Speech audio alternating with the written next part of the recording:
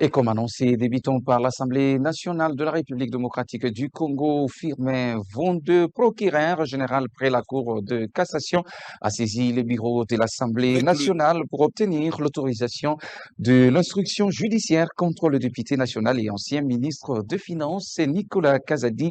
Et le réquisitoire du PG de la Cour de cassation a été lu à la plénière de ce jeudi 29 mai 2025, selon le réquisitoire lu par le professeur Jacques Ndjouli, rapporteur de l'Assemblée nationale. Il est reproché à l'élu de Miabi au Kasaï oriental l'infraction de propagation de faux bruits et la divulgation de secrets d'État. Face à cette situation, Firmin Vondé estime que Nicolas Kazadi doit être auditionné et présenter sa version des faits pour éclairer la religion de la justice. En réaction, le président de l'Assemblée nationale a annoncé la mise en place d'une commission spéciale chargée d'examiner ces réquisitoires. Nicolas Kazadi, qui a dirigé le ministère des Finances entre avril 2021 et juin 2024, soit pendant 3 ans et 1 mois, a également critiqué les pratiques budgétaires au sein des institutions. Nous voulons trop de jouissance. Il y a de l'argent. Partageons-nous d'abord et nous allons réfléchir après. L'argent du projet est arrivé, on se partage d'abord et on va réfléchir plus tard. C'est ça le problème, a-t-il indiqué. Et toujours à l'Assemblée nationale, le directeur général de la RVA a été devant la plénière de ce mercredi afin de répondre à la question orale avec débat du député national Missaré Claude sur la redevance et GOPAS. Le VPM de l'Intérieur et Sécurité a également répondu à la question orale avec débat lui adressée par le député national Eyanga Mbouyo. Depuis l'Assemblée nationale, reportage.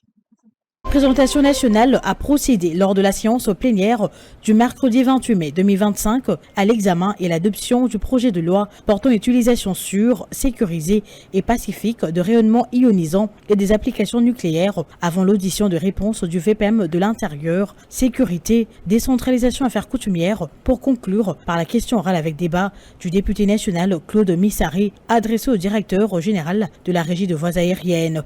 D'abord, le projet de loi portant une utilisation sûre, sécurisée et pacifique de rayonnements ionisants et des applications nucléaires, porté par le ministre de la Recherche scientifique et Innovation technologique, Gilbert Kabanda. La deuxième matière, traitée lors de cette séance plénière, la question orale avec débat du député national Claude Missaré, adressée au directeur général de la Régie de voies aériennes autour de la redevance GOPAS. Dans sa réponse devant la représentation nationale, Léonard Ngoma Mbaki, directeur général de la RVA, explique les montants du prêt contracté par le gouvernement de la République démocratique du Congo auprès de Exim Bank of China, qui est de 60 millions de dollars. Les flux encaissés s'élèvent à 362 millions 910 958,94 dollars. La Régie des forces aériennes a déjà remboursé 19 millions 90 904 dollars. De divers projets ont été réalisés et équipements acquis. Intervenant à la suite de réponses du directeur général de la RVA, le président de la Chambre basse du Parlement, le professeur Vetel Kamere, a invité Léonard Ngoma à ne pas endosser la gabegie financière de ses prédécesseurs, même s'il y a continuité dans les affaires de l'État. Vous dites que vos prédécesseurs, vous n'avez jamais réceptionné cet ouvrage. Mais cet argent est passé où? Il y a de quoi se poser des questions. Alors quand vous nous parlez d'ascenseur à l'aéroport d'Ndjili, d'ascenseur à l'aéroport de la Loano, c'est pour monter au 40e niveau de l'aéroport. Monsieur le DG, quand vous allez répondre aux questions des députés, nous allons vous demander tout simplement de ne pas endosser la gabegie financière de vos prédécesseurs. Dernière matière à l'ordre du jour, l'audition de la réponse du vice-premier ministre, ministre de l'Intérieur, Sécurité, Décentralisation Affaires coutumières, Jacquemin Chabani-Loukou, aux multiples préoccupations des députés nationaux à la suite de la question orale avec débat lui adressée par le député national Eyanga Mbouyo Venance. Dans le souci de rencontrer les préoccupations de 26 intervenants, le directeur général de la RVA a demandé un délai de 48 heures, lequel lui a été accordé. Et pour boucler avec ce chapitre, l'Assemblée nationale donne son feu vert à la justice congolaise pour instruire sur le dossier Constant Mutamba Tungunga, accusé de détournement de plusieurs millions de dollars américains. Les détails, vous les aurez dans nos prochaines éditions d'information. Rendons-nous à l'est de la RDC, à Goma, l'ancien président de la République démocratique du Congo, Joseph Kabila, a débuté avec ses consultations après avoir passé 4 jours dans cette ville sous occupation rwandaise. Joseph Kabila a reçu ce jeudi les confessions religieuses pour avoir leur point de vue sur la crise sécuritaire qui prévaut dans la partie orientale de la République démocratique du Congo. Reportage. L'ancien président de la République démocratique du Congo, Joseph Kabila, a entamé ce jeudi 29 mai 2024 une série de consultations dans la ville de Goma. Présent dans la capitale du Nord Kivu depuis 4 jours, Joseph Kabila a reçu des représentants des chefs religieux dans le cadre de ces rencontres. Selon ses proches, l'échange a pris la forme d'une séance de questions-réponses qualifiées de cordiales, sans discours formel, en présence d'une dizaine de personnes. Ces consultations s'inscrivent dans une série de consultations citoyennes, a annoncé son équipe. Ces consultations amorcées par Joseph Kabila visent à recueillir les préoccupations et propositions de forces vives face aux défis sécuritaires dans l'est de la RDC. Vendredi, d'autres personnalités locales, y compris des responsables politiques, administratifs, sécuritaires et des représentants d'organisations de la société civile sont attendus. Il doit s'imprégner de la situation, entendre les différents groupes politiques, administratifs, sécuritaires, religieux, chefs coutumiers, organisations féminines et communautaires afin de circonscrire la situation dans la province du Nord Kivu et à Goma en particulier, explique ses proches. Joseph Kabila bouclera son séjour à Goma par un point de presse après ses consultations. Ce retour dans la scène politique intervient alors que l'ancien président a récemment rompu son silence pour critiquer sévèrement la gouvernance de son successeur, Félix Tshisekedi. Dans un discours prononcé le 23 mai, il a annoncé une gouvernance non orthodoxe, accusant le pouvoir en place de corruption, détournement des fonds publics et dérives autoritaires. Kabila a également déploré l'insécurité persistante dans l'est du pays et a proposé un pacte citoyen articulé autour de 12 points censés ramener la stabilité et le développement en République démocratique du Congo comme solution durable. Et à l'occasion du 3e anniversaire du parti politique Alliance des Congolais progressistes, ACP en sigle, le sénateur Gentini Ngobilambaka a appelé le militant et cadre de son parti au sens élevé du patriotisme et du pardon. Le bureau politique a initié une matinée consacrée aux réflexions ainsi qu'échanges à Pullman Hotel à Kinshasa autour des diverses thématiques. Nadine Mayombe était là pour les comptes de Bossolo Télévision. Créée en 2022, l'Alliance des Congolais progressistes, parti cher à Gentini Ngobila, a célébré ses 3 ans d'existence mercredi dernier. Lors d'une matinée politique, le sénateur Gentini Ngobilambaka est intervenu pour expliquer les raisons de la création de cette formation politique. C'est un parti de gauche, de justice sociale et de la démocratie participative qui combat les antivaleurs. Aujourd'hui, en 2025, nous célébrons 3 années de combat, 3 années de foi en nos idéaux et d'engagement constant pour un Congo plus juste, plus démocratique, un Congo tout simplement prospère. Ce parti, qui opte pour la social-démocratie et prône la justice sociale ainsi que la lutte pour l'égalité économique dans un environnement capitaliste, réitère son soutien indéfectible au chef de l'État, Félix Antoine Tshisekedi. Pour réitérer notre soutien au chef de l'État, à qui nous rendons un vibrant hommage, car ce grand monsieur a su montrer à la face du monde qu'il y a des Congolais qui peuvent assumer correctement la fonction présidentielle. Avec lui, au moins, nous sommes sûrs qu'une fois qu'il a terminé ce mandat, il ne pourra jamais, alors jamais, rejoindre une rébellion. Il a démontré, sans désemparer, il a continué et nous devons lui emboîter les pas. L'ancien gouverneur de Kinshasa, le sénateur Gentini Ngobilambaka, s'est félicité du fait que son jeune parti a rapidement su se tailler une place dans le microscope politique grâce à sa force de mobilisation, à la clarté de sa vision, mais surtout à l'abnégation, à l'altruisme et à un patriotisme avéré. Face à la situation sécuritaire inquiétante que traverse la RDC, La République démocratique du Congo, en raison de l'agression rwandaise via ses supplétifs de l'AFCM 23, le sénateur Gentini Ngobila a exprimé sa compassion envers les compatriotes de l'Est. Dans cette optique, il a invité les militants de son parti à reprendre leurs bâtons de pèlerin auréolés des couleurs et des insignes de l'ACP pour continuer cette lutte et conquérir le pouvoir. Ce samedi, cette formation politique organisera une messe d'action de grâce à la cathédrale Notre-Dame du Congo à Kinshasa. Sous la présidence de Denis Kadima Kazadi, président de la centrale électorale de la République démocratique du Congo, l'Assemblée générale constitutive du réseau des organes de gestion des élections de l'Afrique centrale s'est ouverte ce jeudi 29 mai à Bujumbura, en République du Burundi. Dans son allocution d'ouverture, le président de la CENI, également président du comité d'organisation de ces assises, a salué un tournant attendu depuis plusieurs années. Suivez Denis Kadima dans ses propos sélectionnés par Nadine Mayumbe.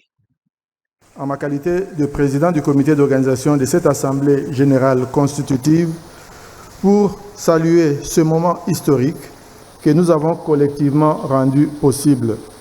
Ce que nous vivons aujourd'hui n'est pas le fruit du hasard, mais l'aboutissement de plusieurs tentatives, parfois inachevées, de donner vie à un espace commun de collaboration entre les organes de gestion des élections de l'Afrique centrale. Pendant des années, malgré les efforts, malgré les moyens mobilisés, ce projet n'avait jamais pu voir le jour. Mais depuis la réunion de mi-mars 2025 à Accra, un nouvel élan s'est levé. Un groupe déterminé, armé de volonté, d'engagement et soutenu par les technologies de communication, a réussi à poser les bases de ce que nous inaugurons aujourd'hui. Moins de 3 mois plus tard, nous sommes fin prêts à lancer officiellement le réseau des organes de gestion électorale de l'Afrique centrale, le ROGEAC. À cet égard, je tiens à féliciter et à remercier les organes de gestion des élections qui ont contribué activement à ce lancement, en particulier ceux du Burundi, Cameroun, Gabon, Guinée équatoriale, République centrafricaine, République du Congo, République démocratique du Congo, Tchad et Sao Tomé et Principe. Sur les 11 pays de la CAC, 9 sont présents aujourd'hui et ceci est un signe fort. L'Afrique centrale est la dernière sous-région du continent à se doter de son réseau électoral. Comme le dit si bien l'adage, mieux vaut tard que jamais. Nous ne sommes pas venus pour créer un cadre formel de plus. Nous sommes ici pour construire un espace utile, opérationnel, un espace pour apprendre les uns des autres, pour développer de bonnes pratiques, pour viser des standards internationaux, mais aussi pour innover avec lucidité et ambition. C'est tout un marathon d'activités de mobilisation de toutes les couches de la population lualabaise autour du gouverneur de cette province qui s'est livré en début de cette semaine en prévision de l'accueil du président de la République.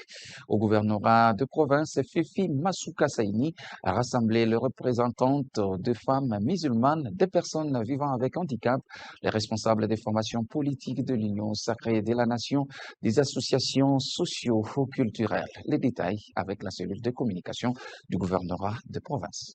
Les femmes leaders de l'église musulmane étaient reçues par la gouverneure du Lualaba, assistée du vice-gouverneur Tinat Karl Moufundi Clément, mardi 28 mai 2025, dans la salle des conférences du gouvernorat pour les préparatifs de l'accueil du président de la République. La joie était visible sur tous les visages de cette communauté qui s'impatiente pour remettre l'ascenseur à l'homme qui inspire au quotidien le changement remarquable de l'image de la province cobaltifère par l'entremise du gouvernement Masuka.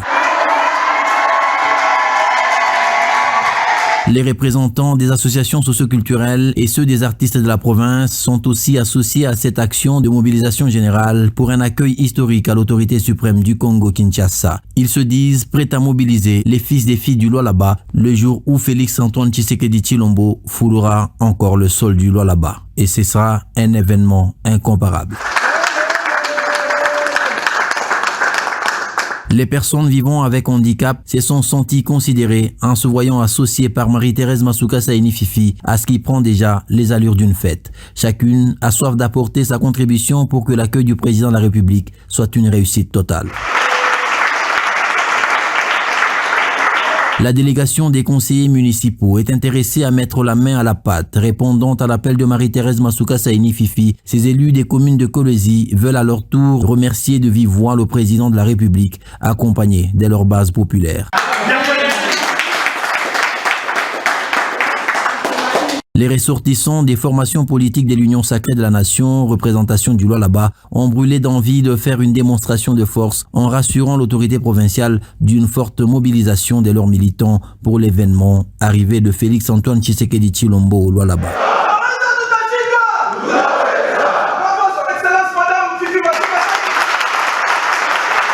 La famille communicationnelle du gouvernorat du Lualaba, quant à elle, était également face à la chef de l'exécutif provincial, avec à sa tête Josué Muyumba Nyange, conseiller en communication de la gouverneure. Les journalistes attachés de presse, preneurs des vues, designers et monteurs ont reçu des instructions claires pour la mobilisation inédite de l'opinion provinciale et nationale sur l'arrivée du garant de la nation en prélude de la 12e conférence des gouverneurs. Et célébrer le 29 mai de chaque année, la journée internationale de casque bleu de la MONUSCO proclamée par l'Assemblée générale de l'ONU vise à rendre hommage à tous les hommes et toutes les femmes qui ont servi dans ces opérations de maintien de la paix. À marge de la dite journée, Bintou Keïta, représentante du secrétaire général de l'ONU en République démocratique du Congo, a révélé l'importance de cette journée mémorable. Suivez les propos de Bintou Keïta, ici recueillis pour vous par Audrey Bozené.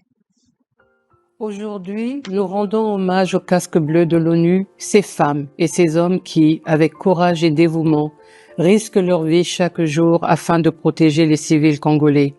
En effet, depuis plus de 2 décennies, ils contribuent à préserver la paix et à restaurer l'espoir, ici, en République démocratique du Congo. Cet engagement a un prix. En RDC, de nombreux casques bleus ont consenti au sacrifice ultime, loin de chez eux, au service de la paix. Aujourd'hui, nous nous souvenons d'eux avec émotion et gratitude. Nous honorons leur mémoire et affirmons notre volonté de poursuivre leur œuvre. Leur mission n'est pas facile. Les menaces sont nombreuses, groupes armés, désinformation, actes de violence ciblés. Pourtant, ils restent présents, solidaires aux côtés du peuple congolais dans les zones les plus exposées, là où les besoins sont les plus urgents. Le thème de cette année, l'avenir du maintien de la paix, nous interpelle toutes et tous. Il nous rappelle que pour faire face à des défis de plus en plus complexes, les casques bleus doivent disposer des moyens, du soutien et de la reconnaissance qu'ils méritent. Nous n'oublierons jamais les casques bleus tombés au service de la paix. Et ensemble, avec détermination, nous poursuivrons leur combat pour un avenir de paix. Et prenons cette brève avant de poursuivre avec ce journal. En Abidjan, le ministre des Finances de la République démocratique du Congo, Doudou Famba Likunde Libotai, a participé à l'audition des 5 candidats en lice pour la présidence de la Banque africaine de développement dans le cadre de la 60e assemblée annuelle de l'institution tenue à l'hôtel Sofitel d'Abidjan en Côte d'Ivoire. En tant que gouverneur de la BAD pour la RDC et deuxième vice-président du comité d'organisation du processus électoral, le ministre Doudou Famba a joué un rôle actif dans le dialogue entre le gouverneur et les candidats. Cette étape déterminante s'inscrit dans un processus d'élection rigoureux, transparent et conforme aux valeurs de la gouvernance et d'excellence de la BAD, visant ainsi à désigner les successeurs du président sortant, M. Akimwini Adesina, arrivé au terme de son mandat. La RDC s'est engagée à accueillir les assemblées annuelles de la BAD accueillera l'Assemblée de la BAD en 2027, un événement majeur pour l'Afrique centrale. Cette perspective témoigne ainsi de l'implication croissante de la RDC dans les affaires continentales et de sa volonté de promouvoir un leadership africain fort, visionnaire mais inclusif. En marge de ces assises, le ministre des Finances, Doudou Famba Likunde Libotai, a reçu plusieurs délégations de haut niveau, notamment celle de la Banque de développement d'Afrique australe, des agences françaises ainsi que les ambassadeurs de la RDC en Côte d'Ivoire. Rendons-nous au Kasaï central suspendu depuis 2016. La reprise des travaux de construction de la centrale hydroélectrique de la chute Katende ont été relancés par le ministre de Mines Kizito Pokapomba. Le gouvernement de la République qui en a donné le go veut voir ces travaux aller jusqu'au bout pour donner espoir à l'espace Grand Kasaï qui attend son développement à travers ce projet.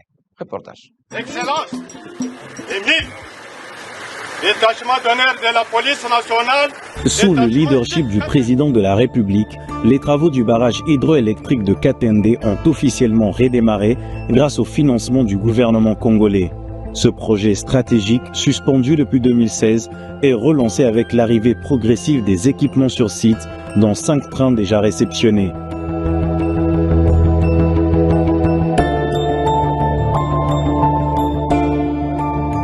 Ce que nous voyons donc, les choses concrètes, c'est bien effectivement que les équipements arrivent.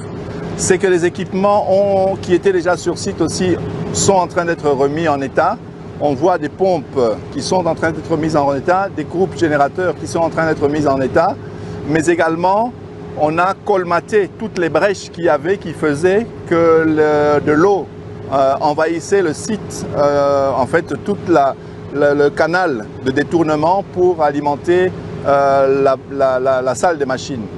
Donc maintenant, toute cette eau sera pompée et ainsi les travaux vont pouvoir reprendre de plus belle allure. C'est en marge de la mission d'itinérance de la Première ministre que cette relance stratégique a été concrétisée, traduisant ainsi la volonté du gouvernement de redonner vie à ce projet prioritaire. Malgré les inondations causées par la rivière Lulua, des opérations de pompage sont en cours et dureront environ 2 mois pour permettre la reprise complète des travaux de génie civil. Parallèlement, les équipements existants sont remis en état et les installations de dérivation sécurisées.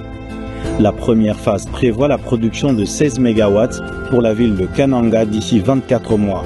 Le ministre des Mines Kizito Pokapomba, à travers le FOMIN, contribue au financement de ce projet vital pour le Kasaï central et pour l'ensemble du pays. Une attention particulière sera portée au suivi, à la transparence et à l'efficacité dans l'exécution. Et de retour à Kinshasa, la problématique de l'assainissement de la ville de Kinshasa demeure une question délicate pour les autorités urbaines. C'est dans cette optique que l'organisation non gouvernementale dénommée Assemblée pour l'assainissement du Congo, EAC en sigle, s'engage pleinement à rendre le marché Itaga, situé dans la commune de Kinshasa, un lieu propre afin de permettre aux commerçants et commerçantes de mener leurs activités en toute quiétude. Bosco Kabamba, Chrétien Gaïmé était là pour les comptes de Bosco de Télévision. Dans le souci de matérialiser la vision du gouverneur de la ville de Kinshasa, Daniel Bumba, avec comme ligne maîtresse Kinezo Bonga, l'ONG Ensemble pour l'assainissement du Congo EAC, conduite par la présidente Thérèse Ndaya Kalolo, reste déterminée à assainir davantage le marché municipal d'Itaga, comprenant les avenues Loa à Kilosa, dans son tronçon entre l'avenue Kasavubu et celle de Bokassa, dans la commune mère de Kinshasa. Comme les images les attestent, la propreté est vécue dans ces avenues à la satisfaction de quelques riverains. Il s'observe l'évacuation des immondices, ce qui est une bonne chose. Cependant, c'était déplorable ici. Eau stagnante que l'on voit ça et là est due au manque de caniveaux. Dernièrement, le bourgmestre est passé par ici promettant d'intervenir, mais malheureusement, rien n'est fait jusqu'à présent. De son côté, le superviseur de travaux évoque la nécessité de rendre l'environnement agréable et commode pour les activités commerciales. Merci beaucoup, Maman Thérèse Ndaya. Nous tenons à remercier Madame Thérèse Ndaya pour l'initiative. Sommes-nous très contents de voir que cette dame s'engage dans la lutte contre l'insalubrité dans ce coin, d'où son implication à fond à rendre ce milieu très sain. Néanmoins, nous demandons aux responsables de magasins ainsi qu'aux ménages de ne plus jeter les ordures sur les avenues. Il convient de noter que ces travaux d'assainissement du marché Itaga sont menés sous l'œil attentif du ministre provincial de l'Intérieur, Thierry Kabouya, en vue d'un résultat escompté. Pour ce faire, l'ONG EAC promet de militer à tout prix pour le changement de mentalité des riverains afin qu'ils s'approprient ces projets pour leur bien. Et en sport, la République démocratique du Congo a réalisé à Luanda, en Angola, une performance exceptionnelle lors du championnat d'Afrique des MMA 2025. Notons que ces 6 médailles en or ont été décrochées par les Congolais. Images et commentaires. Du 4 au 10 mai 2025, la RDC a réalisé à Luanda, en Angola, une performance exceptionnelle lors du championnat d'Afrique de MMA 2025. 6 médailles en or ont été décrochées par des Congolais. Ces succès est notamment obtenu grâce à Josué Eli Wawina et Jérémy Likobele, 3 fois champion d'Afrique 2023, 24 et 25, qui a remporté l'une de 6 médailles d'or. Lundi dernier, amené par le président de la fédération Baigon Bombomba, la délégation congolaise a présenté cette belle moisson au ministère des Sports et Loisirs dans son cabinet de travail. Avec beaucoup de fierté et de dignité, Didier Boudimbo a accueilli ces dignes fils du pays. La RDC a rivalisé avec deux nations telles que le Cameroun, qui a terminé en tête du classement en termes de médailles. Le Nigeria, l'Algérie, la Tunisie, le Ghana, la Côte d'Ivoire, le Kenya et le Sénégal. Nous disons merci à son Excellence pour nous avoir réussi et il a écouté ce qu'on avait à cœur. C'est une première depuis que la République démocratique du Congo a de fédération des arts martiaux et des sports de combat. Nous avons amené avec nous 6 médailles en or. L'hymne national a chanté par 6 fois et la finale se faisait qu'avec les Angolais, le pays organisateur. 2 médailles en argent, 2 en bronze. Il faut le dire qu'il y a eu le participant, des athlètes sont venus de la Ligue de Lualaba, de Haut-Katanga, de Kinshasa. Donc c'est les 3 ligues qui avaient été participants. 10 médailles, dont 6 en or, 2 en argent et 2 en bronze, une démonstration de force des athlètes de la RDC au championnat africain qui va sans doute ouvrir de belles perspectives pour le MMA congolais qui gagne en reconnaissance à l'échelle internationale. Faisant d'une pierre deux coups, le ministre des Sports et Loisirs a échangé avec la délégation qui va représenter la RDC au prochain championnat du monde en Turquie dans moins d'une semaine. Kamba Kazola Trinita sera accompagné des athlètes Mouleba Mwamba Ibrahim, 79 kg, Gédéon Kalombo, 74 kg et Diwa Viznovi, 69 kg.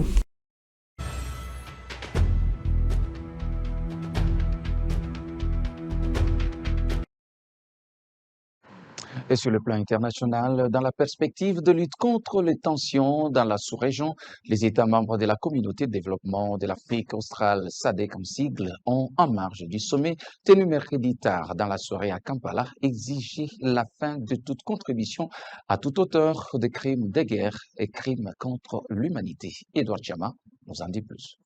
Réunis ce mercredi en Ouganda, le chef d'État et de gouvernement de la République démocratique du Congo, du Rwanda, du Burundi et de l'Ouganda ont lancé un appel solennel en faveur du respect des engagements pris dans le cadre de la communauté de développement de l'Afrique australe, SADC. Dans leur déclaration conjointe, les dirigeants ont exhorté les États membres ayant ratifié le cadre régional de la SADC à se conformer pleinement à leurs obligations en mettant l'accent sur la coopération sécuritaire et la stabilité régionale. Ils ont souligné la nécessité impérieuse de préserver la souveraineté et l'intégrité territoriale de chaque nation en condamnant fermement toute forme de soutien, qu'il soit direct ou indirect, à des groupes armés ou à des individus poursuivis pour de crimes de guerre, crimes contre l'humanité ou actes de génocide. Aucun pays ne devrait servir de sanctuaire à ceux qui menacent la paix régionale, a déclaré un non-responsable participant à ces sommets conjoints au téléphone par la rédaction de Bossolo Télévision. Ces messages interviennent dans un contexte de tensions persistantes et d'instabilité dans la région de Grand Lac où les relations entre certains États voisins restent marquées par la méfiance, les accusations d'ingérence et le défi transfrontalier lié à la sécurité. Les participants ont réaffirmé leur attachement à un dialogue politique franc et à la coopération régionale comme voie prioritaire